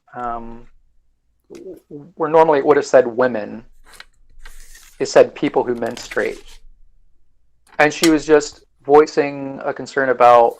Like, oh, there used to be a name for those people who menstruate. There used to be another word for that. What is it? And this made some like like saying human for human or something like. What is it? Help me out here. What's the word? And so her take on it was that she identifies herself as a woman. So, and that's what she natally. Genetically, natally, whatever, was born a woman and identifies as a woman, and that's a huge part of her identity through her whole life. And so she felt that it was like stripping that away, and voice a concern from that aspect. But from what I saw, it looked like people were immediately jumping on that and saying, "Oh, you're being anti-trans, and you're a horrible, hateful person." And she did have some other like that alluded to tweet that nobody posted, even though they posted all the other tweets, that I don't know what was in that alluded to tweet. So I don't have full reference here. I'm just saying it seems like people were jumping on a bandwagon prematurely to the point that she was getting death threats and stuff about it. Yeah. And they're bitching that she's not responding to stuff now. Of course she's not responding. Like, why would she? She said her piece, and why would she sit there and be like, okay, yes, please. A million people, and some of which were sending me death threats. Let me respond to each of you. I have zero obligation to any of you. So it's the whole thing about social media blowing things up and stuff, and I don't know. And like, and she even said, like, I work with trans individuals. I know trans individuals. I've tried to be trans, trans rights stuff. I guess she did say something. She made a comment about transgender individuals and bathroom access, and her concerns were that if you allow a transgender woman access to the women's restroom, to the point that all you have to do is get like a certification saying that I'm not sure what the certification says, but it allows you basically identify to say, as a woman. Okay, yeah. And supposedly she was saying that anybody basically can get this. And other people were saying there's a lot of misinformation here, but they were like distilling it and saying it was hateful and directly anti-trans. And I don't think that was necessarily the case. I think it's another situation where it got inflamed by social media and became something way bigger and misconstrued potentially than it needed to be. But I don't know. But a lot of people jump on it and say, it is this thing and you're a horrible person. It's like, wait a minute, I didn't even mean what you're saying I meant. Like, let's hold back. Okay, you've just ruined my entire life and affected my family because now people have cameras in their faces and spitting at them and stuff because they say that people are horrible. and people are horrible even when they're acting like they're on the right side and talking to people who are horrible. They're being horrible. Let's give all those people the right to vote on our Utopia. There you go. Those people don't. I'm king, Randy. When I am king, they will be first against the wall. It's keeps coming back to that. Please have common sense, and then the very apt description that common sense ain't so common. Yes. Agreed. Well, Randy, so revisiting our craft project here right now. So We did one of them with the tongue depressors. That was yesterday. This one we did with more like the popsicle sticks. I will need to trim the edges on this to match. I just wanted to dry before I do that. We did trim our popsicle sticks. We started using our tin snips, but this is the nature of the way that those blades are. You can only get so close. So we ended up doing some initial work with our tin snips and then some adjustment work here with our flat edge snippers, which are an amazing tool I have. So with that being said, I will need to Mod Podge this side. I need to Mod Podge this side. And I guess I could go ahead and do those now, but I don't think I want to do that before I snip them. I want to snip them before I put the Mod Podge on. So I want to do those both together. So we have that. Let me think here. We could, from here, trying to figure out what direction I wish to go, Randy, craft-wise or other. One of the things I thought we could potentially do today, Randy, is that we could take a look at some of the Beyond D&D stuff and work on your character if you wanted to. That's something we could potentially do. Any interest in that? Or is that something that you would prefer to do where you have the comfort of dilly-dallying on your own speed, on your own? Yeah, I think at least first look at it is probably going to be something. Oh, yeah. So because it could take. Okay. Gotcha. Then Shadow says that, or Tater says that we need to work on our team name. So I did realize that that you can have a team name, and then there's also the team tag. So you can have up to 4 letters for your team tag, but that can correspond to your team name. But we were playing a team, and it said that their name of the team was Wasted Potential. So we have to think of a name for our what's It's weird. I never noticed any of it. You'll see it. You'll see the tags in front of people's names. Usually they're in brackets, I think. Yeah, I saw the BFG. I saw that. Oh yeah. So that's the tag. So you've got up to 4 letters for the tag. Yeah, but you don't have to use all 4 because we were playing somebody and it was WP and they were Wasted Potential. So I'm not sure how that works. Cause I'm not sure how you can't have it because it's there's only that means you can only have less than 10,000. 9,999. I guess 10,000 would be 000. So you'd have 10,000 options, and there's definitely more than 10,000 people, I think, playing Rocket League. Or, well, I guess maybe not, but you know what I'm saying. So I don't know how they deal with that, but regardless, yeah, we have to think of what would be a good name. What's something? Can we be 3P's Killer? I want to be the 3P's Killer. Can we be that? I don't know if you remember, that was an earlier reference that I think Tater had made a long time. When we were talking about TPKs. I think we lost Shadows again. No, I'm here. Can you hear me? Yeah, I can hear you now. I was thinking. Okay. Remember when we were talking about TPKs and he said that was 3P's Killer? 3PK. I don't think I was on for that one. I don't recall that. Yeah, we were talking about TPKs, total party kills, and he said 3P's Killer was a potential. It's what does that mean? And I was I want that to be my rap name, 3P's Killer.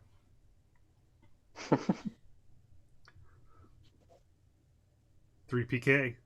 Yeah, I like 3PK. I also got one more thing to say about the situation with volatile situations and siding one side or the other, trying to keep it calm and see both sides equally. There is a problem with just trying to keep things calm and see things from both sides. Obviously, you want to do that, but at the same point, if everybody just keeps calm, unfortunately, in our society, that means that nothing happens. And that's why things have gotten out of control. That's why things have gotten to the point they're at with riots and things because they are tired feeling like people aren't paying attention, that nothing's changing, that they may say they're paying attention, that they say they'll do something about it, but nothing's happening, or at least not enough. So it's gotten to a point where they're like, you will listen, you will pay attention to this, and we will do whatever needs to be done to make sure that that happens. And that's just a natural result of that stress. That's just another aspect of it, but it's an important one to note, I think. Sorry. Yeah, All right. I was trying to move on now. Yeah, no, I was this. There was a topic I wanted to discuss. It was watching some Joe Rogan clips, and he gets flack sometimes for having people of a contrary opinion on, right? And they're like, "Well, you're promoting hate, or you're promoting this, or you're promoting that," and it's just like, yeah, he's had like KKK and stuff on before. Yeah, and it's like there's a danger. You shouldn't give him a platform, as a lot of people are saying. Yeah, and it was him and somebody else that he was talking with. I don't remember who it was, but they mentioned that it's dangerous that if you don't give somebody a chance to have the conversation with somebody else, then nobody can ever hear the rhetoric surrounding it. So if you're of that small mind that, I hate peas, right? And you have me on your show, right? And I'm out there and I'm spitting my anti-pea vitriol, right? And I've got, my son who I've raised up to be an anti-pea, he hates the peas as much as I do. But because, somebody like Joe Rogan has that thing, this person at least gets to hear the conversation and just doesn't hear his father's side of it. You know what I mean? He's getting to hear, and potentially, not that he will necessarily get to hear it, but it's like if you have small-minded ideas and all you ever hear are people echoing those small-minded ideas, it's going to be hard for you to get out of the hell of your small-minded ideas. And we all have small-minded ideas. And that's the thing is we think, oh, I know everything. I'm right about all my shit. No, you're wrong about some stuff. Everybody listening right now is wrong about some of their stuff. And you got to be willing to have those things. And I never really thought about it in that terms of like, you're only allowing one-sided conversations to occur, and that only breeds that stupidity. And it was like, it made me appreciate a whole another section of that I didn't really consider. And I think that that comes too with like, well, we don't want to talk about it because we just want to keep things calm, right? And it's like sometimes you have to. Some things need to be discussed because things are nuanced, right? And they are. Yeah, and in a lot of ways, a lot of times you want to give somebody in some of those situations, you want to give them a platform so that people can see them for who they are and draw their own conclusions. And agreed. Somebody might previously said, "Oh yeah, of course they would stand up," and then they see them and they're like, "Oh my god, that person is an idiot. What the fuck was that man following them or whatever?" I think that was kind of what Howard Stern's take was, because he got the same flack a long time ago for when he would have the Westboro Baptist people on his show. And I think that was his take is, let's show them for how stupid that they are. We can have a conversation with them and we can show them that they're stupid. I think that was kind of his idea on it. But people were like, you're just promoting this. And yeah, the thing is, it's like, are you, the truth doesn't have to be afraid, in my opinion. The truth shouldn't have to be afraid. I don't know if it doesn't have to be, but the truth shouldn't have to be afraid.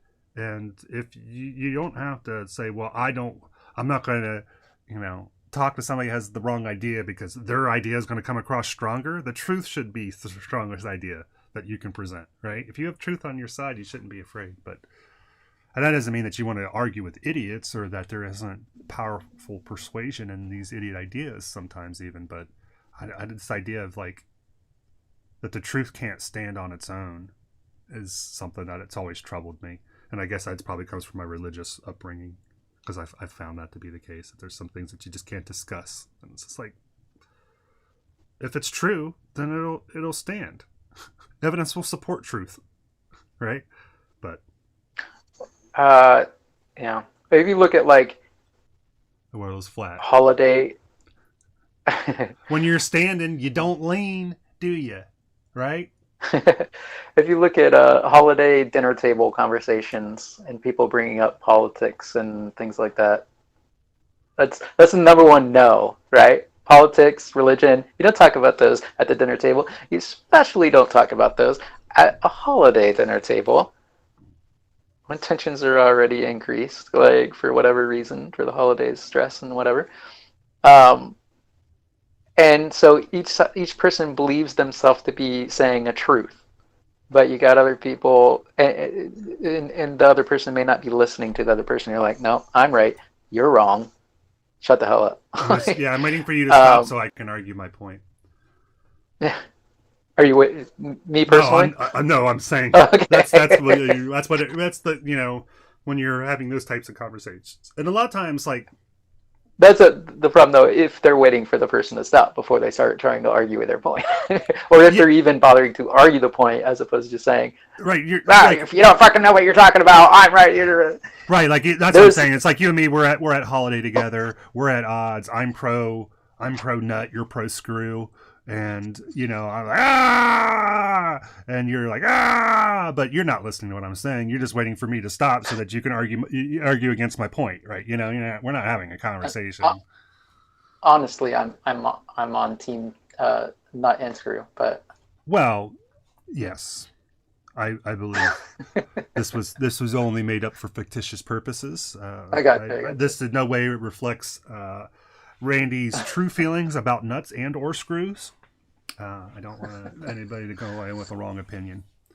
His opinions regarding nuts and or screws are completely his own, and you can hit him up separately for what those might be. See, what time do we have? We got 1:48 here on the radio dial. Randy, I don't know that we had our mental health minute, which was just nope. a reiteration of I'm not what I think I am. I'm not what you think I am. I am what I think you think I am. And I think that is just such a powerful statement that I'm going to keep saying it when I don't have anything else to say. I think. I just really like that. It was Alan Watts who I believe I heard say that phrase, and I am still very much a fan of it. And it's something that I struggle with. And I think the mental health aspect that I want to pull out of it is that our self-identity is something that merits close examination, because if your identity doesn't come with who you think that you are, and your identity doesn't come with what you think other people, your identity comes with what you think other people think you are, not what they actually think you are, but what they think. It's pretty convoluted, and it's not a healthy space to be in. And you can do yourself some good favors by just not living your life that way, not living your life based on what you think other people think. That's a no-win scenario. I think you would agree with me on that, Randy. Yeah, I mean, it's much of my life has been ruled by worrying about how other people perceive me, and for multiple reasons. And again, the strength of that statement is not a crippling point. It's not just, because of other people's perceptions. It's about what you think other people's perceptions might be, and it's just like, that's and it does think too, like, a lot of times if you're mad because you think somebody is thinking a certain way about you, or you're paralyzed in fear of being seen a certain way because you think that they're going to see you a certain way. Another point is that people have their own lives. They're worried about their own shit. And in many cases, they're as worried about their own shit as you are about your own shit. So how much time are you worrying about their shit, or how much you're really worrying about how you perceive that they perceive your shit, when really they're just worrying about their own shit. So people don't think about you half as much as you think that they're thinking about you in a negative context. So. Agreed. Yep, I totally believe with that. Yeah. So do yourself a favor and try to de-wrap your identity and what you think other people think, and be who you want to be. And you can be like Tater. You want to embrace that you believe that world is flat. I mean, come on now. When you set a ball down on the ground, it doesn't roll to one side or the other, right? It lays flat. How does it lay flat if the earth isn't flat? If the earth isn't flat, it's got to roll to one side or the other, right? I'm just saying. It's right there. Wait, the Earth isn't flat? The earth is flat. That's what I'm saying. When you put a ball on the ground, it doesn't roll to one side or the other. It just I've, sits there. It's because the world's flat. I've never considered this. I think we need to have a full conversation about the flatness of the Earth.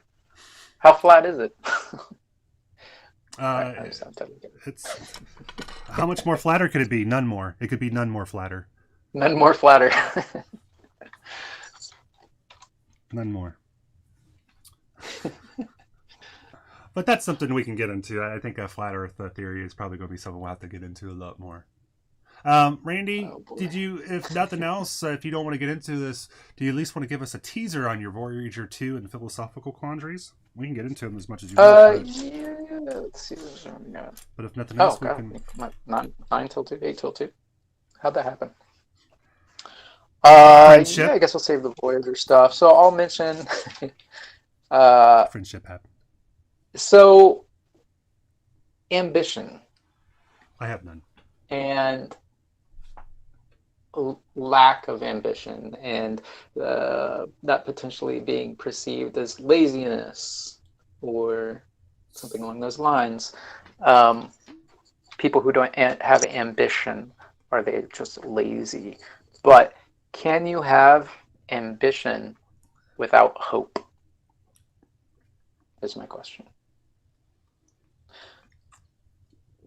So if someone doesn't have hope, if they just feel helpless, if they have low self-esteem and they're feeling beat down, or they just don't feel capable, they're too locked within themselves and they don't have any confidence in their abilities, they don't have hope that that situation is going to improve, they don't have hope that they're ever going to be capable of doing anything, is it possible for them to have any sense of ambition? Is it possible for them to want to achieve anything if they don't feel like there's any hope for them to do so? That's interesting. This is my shower thought. Yeah, there's a thing that I recently read in the Sandman graphic novel that makes me think of this. Is it okay if I share it with you? I don't think you're probably ever going to read the Sandman graphic novels. Oh, yeah, go ahead. Let me go to the, see if I can go over here and pull it up from the computer station. Let's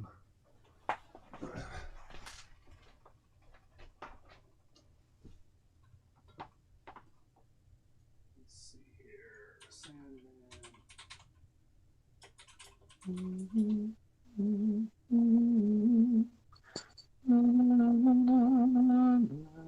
Don't sue us. So this is called A Hope in Hell, I think is what this is called. Let me see here if I can. Double treats from Tater today for math stream and Sandman stream.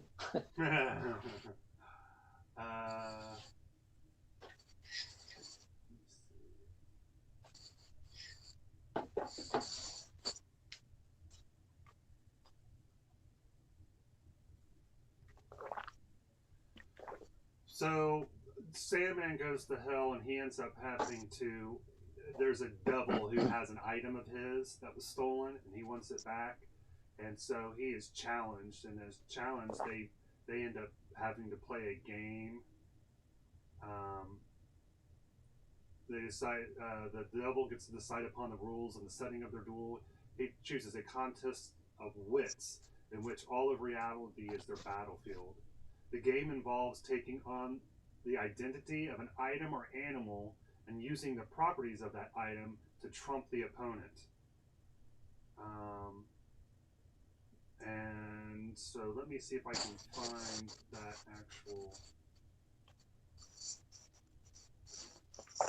description. It's not giving me the actual description here. Maybe. And what is this again? So this is a Sandman comic book, And so Yeah. Sandman is he's the king of dreams. Morpheus is the king of dreams, and the graphic novel start off that he's been imprisoned, and so this is part of his as he's breaking out of prison. He's trying to regain some of his talismans. A devil has one of them, so he goes to hell to get it. He has to enter into a game of wits with this devil to regain it, based on the rules of where they're at, because they're in hell, and so that's kind of the way that hell is, I guess. And so he says, let me see here.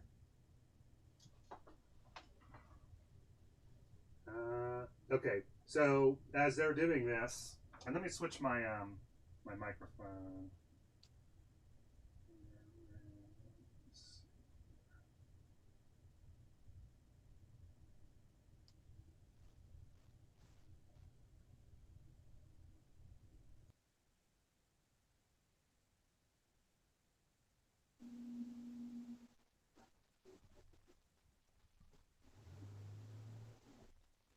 Okay. There, I changed my microphone so I just don't have to yell so much. Hopefully you can hear me okay, Randy? Yeah, in Discord. Let me Okay. double check. And then I switched it also on the stream, so hopefully, Tater, if you can confirm that you can hear me, that'd be good. Yeah, how's it sounding to you, Tater? I can hear you on Yep. Okay, cool. Twitch. And then I'm going to post a link Might be a little here to quieter. what I'm referring Okay, to. good. So he's like, you know the rules, Dream Lord. If you win, I'll return your helmet. If you lose, you'll serve as a plaything of hell for eternity, or slave.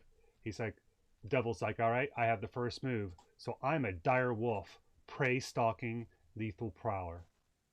Sandman retorts with, I am a hunter, horse mounted, wolf stabbing.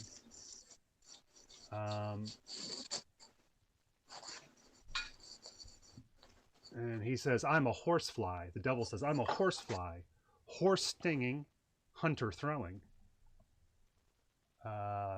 Sandman comes back with, I am a spider, fly consuming, 8-legged.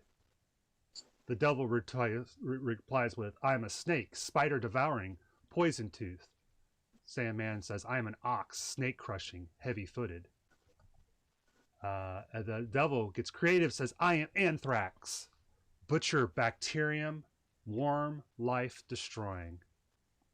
So the Sandman decides that he'll go with a different technique, and he says, I am a world, space floating, life nurturing. The devil says, I am a nova, all exploding, planet cremating. Sandman says, I am the universe, all things encompassing, all life encompassing. The devil says, I am anti-life, the beast of judgment. I am the dark at the end of everything, the end of universes, gods, worlds, everything. And Sandman replies, I am hope.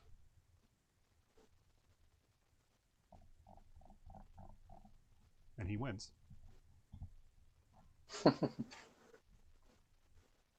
So, hope and ambition was your question, right? Yep. I want to hear a rap of that. The rap of, Although, I am the dire wolf, life prowler. That one? yeah. That's what you Especially there was like one or two lines in there, especially it was like, yeah. The ending though is in itself hopeful. Like, I mean, if you're talking about the literal end of everything, then to think that hope would still survive that would require the idea that the hope that something would be able to survive that. But yeah, so I guess it depends on that. Yeah, but it speaks to whether it's true or not, and I agree with you. Yeah. It speaks to the power of hope, and so when you talked about can you have ambition without hope, you can see why that occurred to me. And it is interesting. I mean, I guess what is ambition, right? So ambition is, I would guess I would probably try to define ambition as the desire. Ambition is the desire Ambition. I think that ambition, I would define ambition as the desire, the willingness to put forth effort and the ability to gain something. I think that ambition requires effort. You can't just, ambition isn't just desire, right? It's not just wanting something. If I wanted chocolate, I don't have Right. an ambition towards chocolate. I just desire chocolate. So if I have an ambition, then I'm motivated to do something. Ambition has to do with motivation. Yeah, I would say it's a specific type of desire, I would say. Okay. And So so you want to hear the dictionary definition? Yeah, please. Yeah. Let me cite my source here. This is from Oxford. Definitions from Oxford Languages. This is just what comes up as the default within Google search for ambition. A strong desire to do or to achieve something, typically requiring determination and hard work, or desire and determination to achieve success. So ambition is a strong desire for and determination to achieve success, I think, is the largest takeaway you can get from that. So, I mean, immediately it's like, no, right? It's like, you can't have a strong desire for achieving something if you have no hope of it actually occurring, that you could ever do that thing. Because otherwise you're just dreaming. That's the difference between a dream, right? You're not wishing, just wishing, I wish that this thing would occur. That's different than having ambition towards making it occur. So then when people look at other people and they say, oh, so-and-so is just lazy because they're not ambitious, it's because they haven't done well for themselves, and perhaps that person, it's not that they're just lazy. It's not that they just choose not to do anything because they don't want to. Perhaps it's that they are in a bad spot and they have no hope because they have no concept that they could do that thing. They don't feel that they could ever achieve anything. So they're a bit broken. Yeah. And then the question becomes, instead of just blaming them for being a lazy sod, then how do we solve that situation? How do we give them hope? How do we teach them how to have hope and the ability to feel that they can do something, that they can accomplish something? Yeah, I think that's. I think that you're onto something there. I think that's the kind of thinking that we need to have if we want to try to get out of the opioid crisis, quote unquote crisis. You know, our state in particular has a real problem with, opioids. And, the question is, it's like you can vilify. You can vilify the drug users. And I think that's what we commonly do as a society is, these are bad people. They've made bad decisions. They should be punished. But when you look at this problem, it forces you, I think, to look at it a different way. And the question becomes is why are so many people seeking opioids as answers to problems? And and it's like, and we definitely suffer, I think, from some things to where, sometimes there's this thing is, we don't have any real problems, right? So we manufacture problems. We've talked about that before, right? We're not living during a war. We're not out there plowing fields to get our bread. We're not. Yeah, it's all first world problems. Yeah, and that there is a certain amount of. Oh no, my internet is slow. My life is over. Yeah, I mean, as opposed to, oh my God, I have to go out and work in 150-degree beating down sun with no proper clothes or protection and no clean drinking water in order to have a morsel to eat, hopefully, at the end of the day. Yeah, in some ways, I think that we say that when we're thinking like this, well, let me see, maybe I can frame it a different way.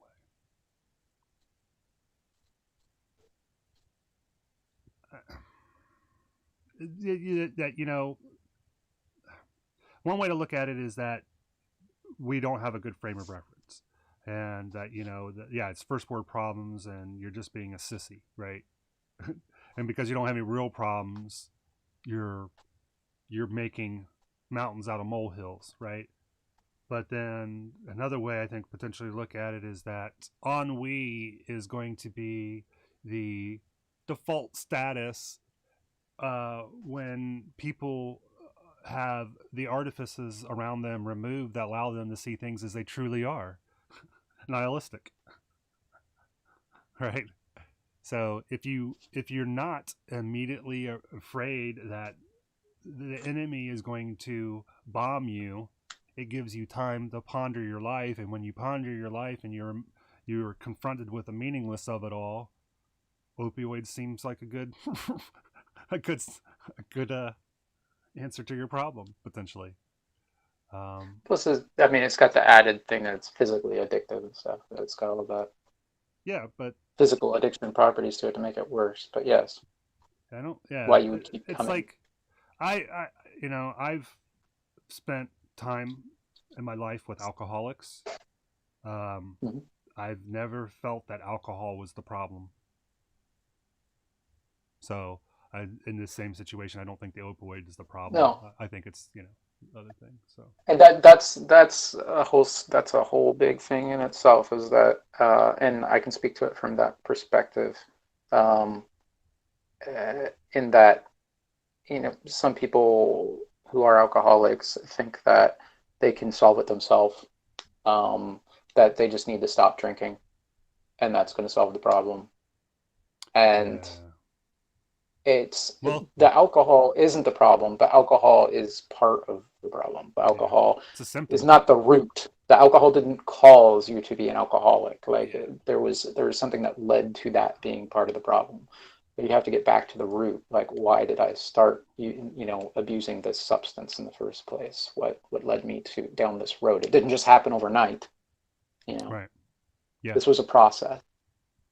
You didn't take one drink and suddenly you're an alcoholic. Yeah, no, it's a pre-existing condition. But well, Randy. So you have to do that soul searching and look for the root issue and how to resolve the root issue. Normally, that's going to be something internal and emotional and psychological about feeling like a failure for whatever reason, or lack of ambition, lack of hope. Yep. So I think that's probably a pretty good mental health minute conclusion there, Randy. Yeah. All right. Well, we kind of. And if you have lack of hope, talk to somebody. Yeah. That is. If you don't have hope, if you feel like you're a person that doesn't have hope, then that's probably a good indicator that you should talk to somebody, right? If you're looking for things that maybe this is more than just me having a bad day. If you feel like you don't have hope, that's a great indicator that it's time for you to talk to some professionals, in my opinion. Yeah. Do your own fact finding. All right, Randy, I think reach out. We are going to consider this a wrap for today's show. Tomorrow we've got the D&D session, so on tomorrow's stream we will be putting together our board again, and then looking forward to running the game. You're always welcome to hop on, and I will try to get you. Maybe I can work on that this afternoon. Maybe work on that prototype for your character so that you can start fiddling around with it at your leisure. Cool. I did have a question about 3PK. So does that just relate to the 3-person team? I assume it does. I mean, 3. Okay.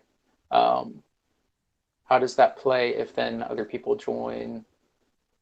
It would be. Will we still be within that? How does the team work in that sense? It'd just be like a guild tag. So it would be anybody that's in your guild would have that tag and be part of that team. I think it's like a guild. Okay. But Nobody is joining? Yeah, not yet. Not yet. You don't think it's ever happening, Tater? It's a closed club. That's right. Membership has its privileges. As in, it will be my privilege to score on you like a fool. Oh. Now, is that something that you can only belong to one at a time, or can you like create different ones for different situations and switch between them? Yeah, you're exactly. You're asking me a bunch of questions I have no answers to. We'll have to revisit I'm those. just posing a Yeah, quandary. I'm no, not those are good. really Those looking are, for an I need immediate to think answer. about those. I don't know. I don't know if Tater has the answers for those. Is it like a guild where you're in one guild, or can you be in multiple teams? Or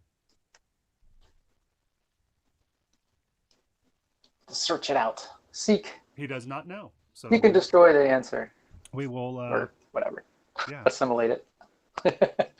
we will figure that out. We actually, me and Tater did hop in Rocket League last night, Cool. and we were able to finally figure out how to do the training session.